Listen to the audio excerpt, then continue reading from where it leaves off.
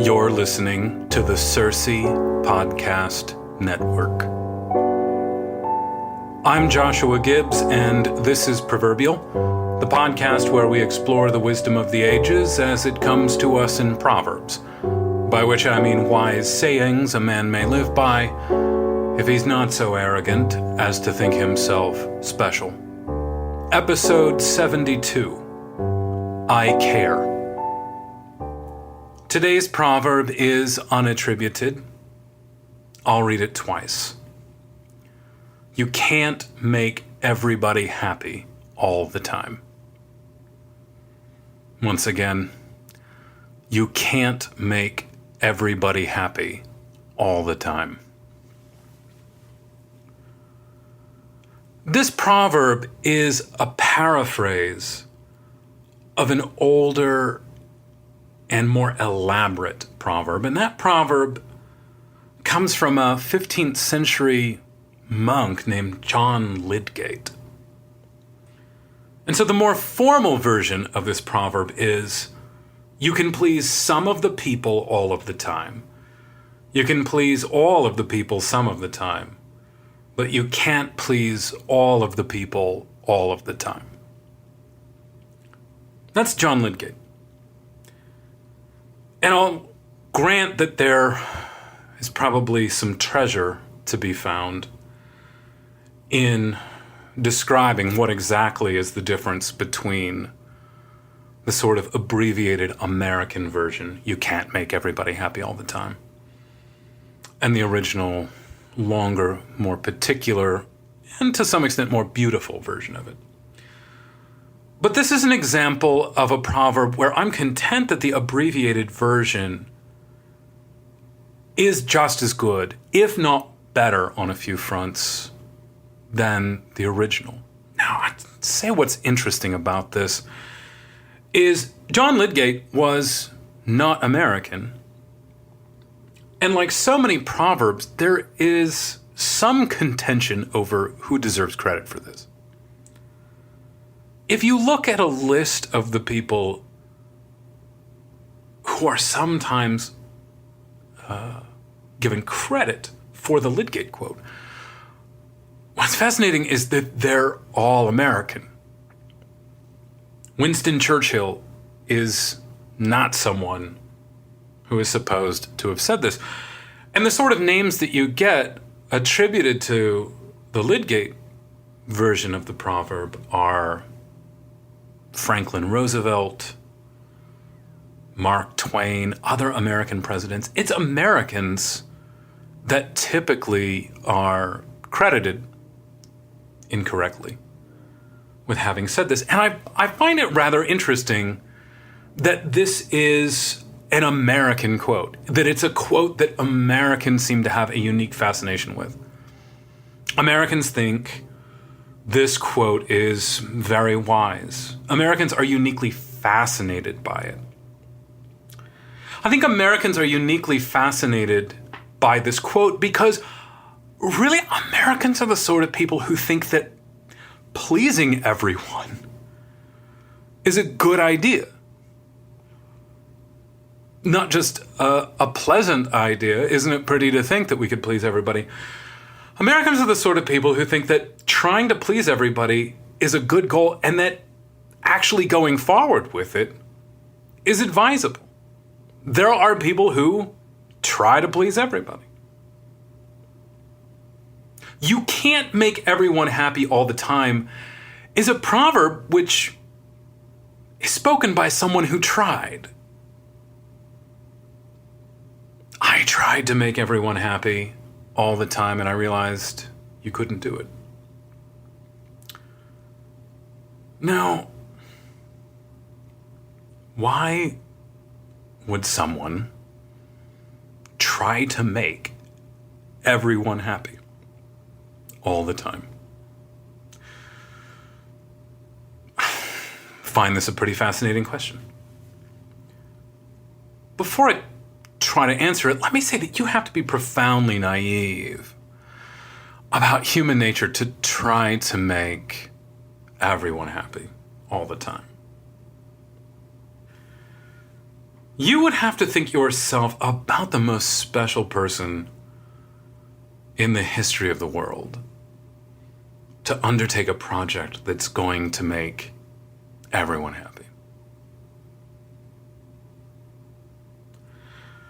Now, on top of this, I would contend that trying to make everyone happy all the time is a desire not only born out of naivete,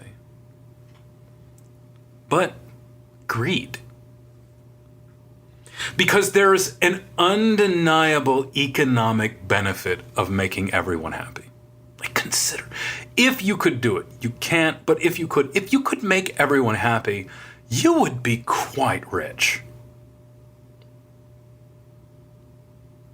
The quote presumes that someone has tried to make everyone happy all the time. But it's worth noting that one of the reasons perhaps why you shouldn't try to make everyone happy all the time is because it's morally reprehensible to do so. I would say that the more ancient account of trying to please people comes from Boethius, and it's a quote from the Consolation of Philosophy. There's a moment early in the Consolation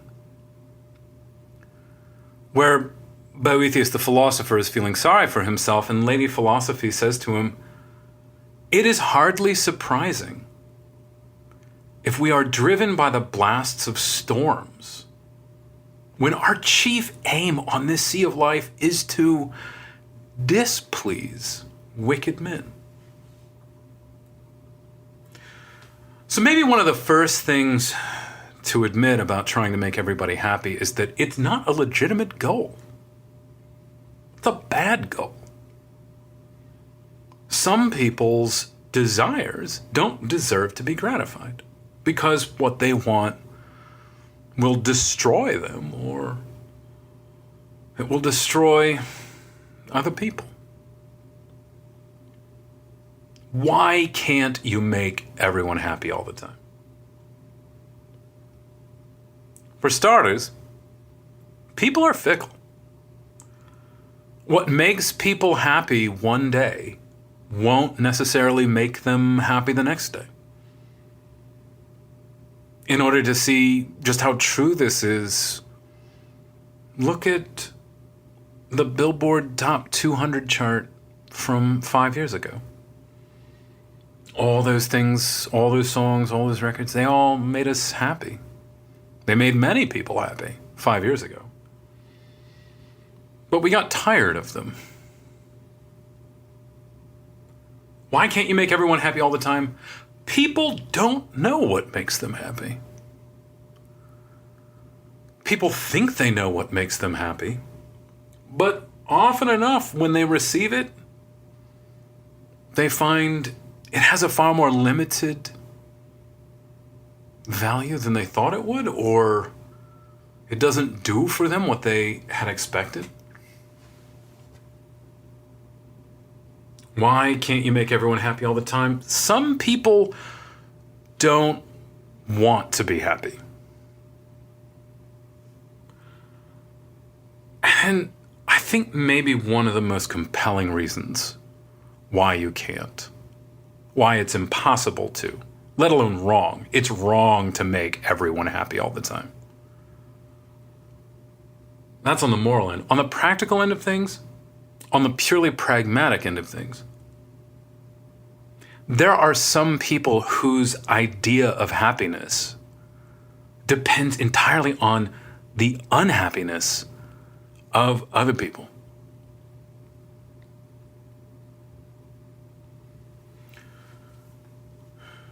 What this means is you have to choose who you will make happy. And you need to choose very carefully. Now, when I say that you have to choose who you'll make happy, I think that everyone already does this. And I don't believe that you make a decision once and for all over who you're going to make happy. Not even when you get married do you make a decision about who you're going to try to make happy all the time. And this is sort of where everything gets quite tricky. Because on a daily basis, we have to decide who we're going to make unhappy, who we're going to try to make happy, and who's going to get left behind a little bit. And it often happens that when we're figuring this out, when we're negotiating these sorts of decisions on an afternoon, that we ask the people we care about the most to be willing to be unhappy so that we can make other people happy. Right? This is what happens every time you've got a businessman who tells his son, I can't come to your game tonight because I've got a meeting. Every time a man says that, he's asking the people he loves the most to deal with it, to eat it, to absorb the displeasure that he has to give someone. And it's not just boss and family, of course. Sometimes you have to disappoint your employees. Sometimes you have to displease your customers. Sometimes you make a decision that displeases your spouse and pleases your children. Sometimes you make a decision that displeases your parents and pleases your spouse. Priests have to make these sorts of decisions as well. How often can they make their parishes and congregations just deal with it? And it's not wrong, it's not sin to ask people you love to just deal with it. Jesus does this all the time. My people will turn the other cheek. We will absorb it. And there's plenty of moments in Scripture, moments in the life of Christ, precepts in the Old Testament and the New Testament, where God simply demands that his people be willing to be taken advantage of. And to not complain about it. Sometimes you have to make yourself someone else's fool. One of the most profound accounts of this truth is Song of Roland, where the French soldiers, in order to maintain their honor and an agreement that they have made, a legally binding agreement, that their enemies have loopholed them, theologically loopholed them into taking, have to make themselves willing suckers. And they make themselves the willing suckers of their enemies because it's what God requires of them. You can't make everyone happy all the time, and God often asks his people to go unhappy and to look forward to some greater happiness, but to be unhappy now. And there's times when parents have to do that with their kids. There's times when husbands and wives have to do that with each other. There's times when a guy has to look his wife in the eye and say, I need you to absorb this unpleasant thing so that I can keep my job. I need you to just deal with this. I need you to suffer for me and to bury that suffering deep down beneath your love for me. And that's one of the things that you can ask people who love you to do. That is why love is very hard. Love is capable of absorbing unhappiness. Love is capable of being put second. Love is okay with the fact that it can be set on the back burner for practical ends sometimes. Now, we make decisions about who we're going to displease, not once and for all, but on a day-by-day basis. And there's one of those things about getting good at life is learning how much you can ask of people and not asking too much of them.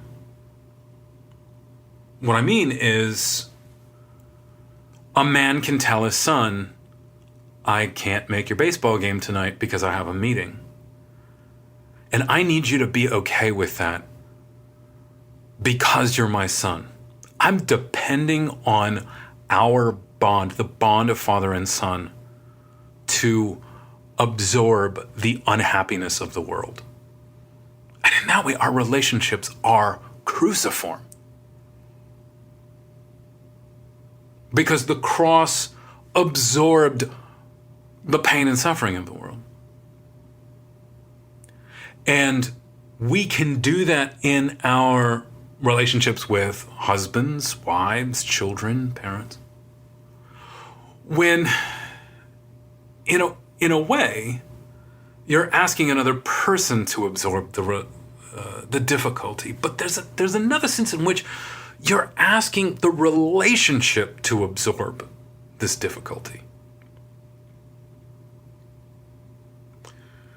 And in that way, the relationship is almost like this third thing that holds two people together, right? That's this fascinating old Platonic proverb or Platonic law. One of those things that sounds sort of technical, but over the years I find myself appealing to it more and more often. Two things may not be joined together without a third thing. And in any relationship between two people, it's almost like the relationship itself is this third thing that can bind people together and can absorb the difficulties that either individual asks the other person to deal with. So the difficult thing, or the thing about getting good at life, is figuring out how much you can ask of people and deciding for yourself how much you're going to let other people ask of you. Because father can say to son, I can't make your game tonight because I have a meeting and I need our relationship to absorb the blow. But you can't say that every time. You can say it a lot. You can even say it most of the time, but you can't say it all the time. And what everyone wants to know, what customers want to know, what employers want to know, what parishes want to know, what priests want to know, is that the relationship is functional. It's not exploitative. And when you never ask work to absorb the blow, but you always ask your son and his baseball team to absorb the blow, eventually the boy will come to doubt that there is actually a relationship here to absorb it. People can handle a lot. People in love can handle a lot. People you love can handle a lot. You can handle a lot. And you can handle it over and over and over again. You can accept the fact that other people need your relationship with them to absorb something difficult. But if you have any sort of emotional intelligence at all, you have to be willing to share that displeasure. You can't make everybody happy all the time, but you can't make the people you love unhappy all the time. which means that on occasion you've got to tell work, nope, I have to go to this game. Fine me, penalize me, whatever, I have to make it. I have to restore the strength of my relationship with my son so that I can keep coming back here to work. And all these relationships hang on each other. And life gets very complicated when you begin to lose track of what you've asked for. And you've put in so many tough requests and big asks that you can't remember who you owe. And so it behooves a man, from time to time, to take stock of all the demands he's made of his children, his wife, his church, his employer, and to see who he owes happiness today.